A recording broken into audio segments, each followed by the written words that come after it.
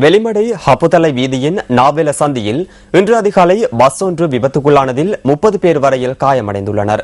குறித்த பஸ் வேகத்தை கட்டுப்படுத்த முடியாத நிலையில் வீதியை விட்டு விலகி அருகிலிருந்த தொலைபேசி கம்பம் ஒன்றில் மோதி விபத்துக்குள்ளானதாக போலீசார் தெரிவிக்கின்றனர்.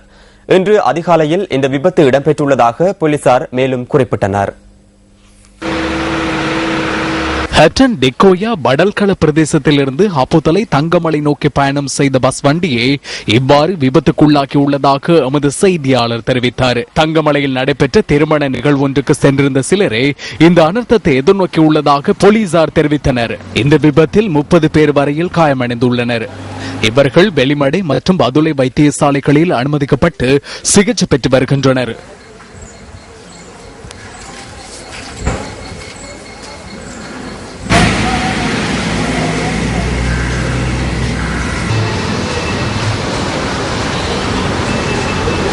காயமடைந்தோர் முதலில் வெளிமடை வைத்தியசாலையில் அனுமதிக்கப்பட்டனர். இவர்களில் 14 ஆண்களும் 12 பெண்களும் 4 சிறுவர்களும் அடங்குவதாக வைத்தியசாலையின் உயர் அதிகாரி ஒருவர் தெரிவித்தார். அவர்களில் 9 பேரை மேலதிக சிகிச்சைகளுக்காக பதுளை பொது வைத்தியசாலைக்கு மாற்றியுள்ளதாகவும் அவர் தெரிவித்தார். இவர்களின் உடல்நிலை தேறி வருவதாகவும் அவர் தெரிவித்தார்.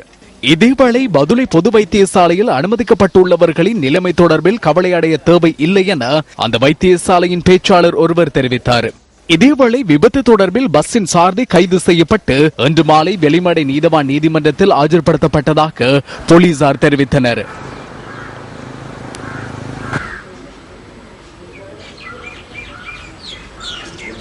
இதேவேளை 10 பேரின் உயிர்களை காவு கொண்ட பூனாகலை பஸ் விபத்துடன் தொடர்புடைய பஸ்ஸின் சாரதி கைது செய்யப்பட்டு எதிர்வரும் 18ஆம் தேதி வரை விளக்கமறியலில் வைக்கப்பட்டுள்ளார்.